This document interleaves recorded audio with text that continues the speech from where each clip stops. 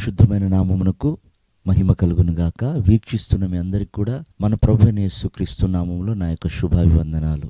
ఈ రోజున మన దేవుని వాగ్దానం రూతు గ్రంథం 2వ అధ్యాయం 12వ వచనం. ఆయన మీకు సంపూర్ణమైనటువంటి బహుమానం ఇచ్చును.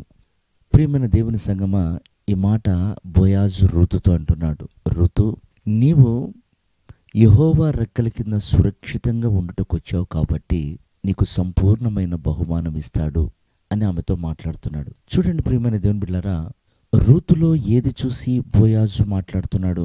బోయాజు అంటాడు, అమ్మా, నీవు నీ స్వజనమును, నీ దేశమును, నీ వారందరినీ విడిచిపెట్టి నీవు ఏమీ తెలియని ప్రాంతానికి వచ్చావు కాబట్టి నీవు నీ అత్తకు చేసిందంతా నేను విన్నాను, కాబట్టి నీకు సంపూర్ణమైన బహుమానం ఇచ్చును అన్నాడు. ప్రియమైనటువంటి దేవుని బిడ్డలారా, రూతు చేసింది ఏమిటి? తన కుటుంబాన్ని విడిచిపెట్టి అత్తతో ఒక నిబంధన చేసుకొని బోయాజు పొలంలో చేర్చబడ్డ తర్వాత ఆమె ఒక సత్ప్రవర్తన కలిగి జీవించినప్పుడు పొలము యొక్క యజమాని చూసి ఆమెకి ఉన్నతమైన బహుమానం ఇస్తానని వాగ్దానం చేస్తున్నాడు.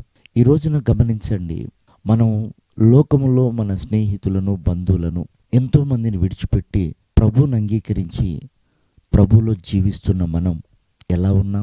రూతు అందరినీ మర్చిపోయిందట, అన్నీ విడిచిపెట్టిందట, తను జీవించిన స్థలమును, తన స్వజనమును. మరి ఈరోజు మనం ఎలా ఉన్నాం?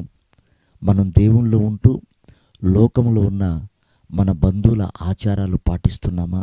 మన బంధువుల పద్ధతులు పాటిస్తున్నామా?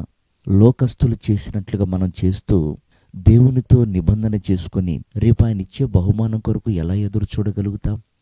ప్రియమైన దేవుని బిడ్డలారా, మోసపోకండి, దేవుడు వెక్కిరింపబడడు అని బైబిల్ సెలవిస్తుంది. కనుక ప్రత్యేకించబడిన మనము క్రీస్తు కొరకు ఏం చేస్తున్నాం? బోయాజ్ అంటాడు, నీ అత్తైన రూతుకు నువ్వు చేసిందంతా నేను విన్నాను అన్నాడు. ఈరోజు రక్షించబడ్డ మనము ప్రభు కొరకు ఏం చేస్తున్నాం? లోకాచారాల్లో తేలిపోతూ లోక పద్ధతుల్లో జీవిస్తున్నామే కానీ క్రీస్తు కొరకు మనం ఏమన్నా ప్రయాసపడుతున్నామా? ప్రతిష్ఠ చేసుకున్నామా? ఆత్మల భారం కలిగి ఉన్నామా? సమర్పణ జీవితం చేస్తున్నామా? నిష్ఠ కలిగి జీవిస్తున్నామా? ప్రభు వస్తాడని సిద్ధపడగలుగుతున్నామా? ఒకసారి ఆలోచన చేయండి ప్రియదేవుని బిడ్డలారా. బహుమానం ఎప్పుడంటే రూతు నిబంధన చేసుకుంది.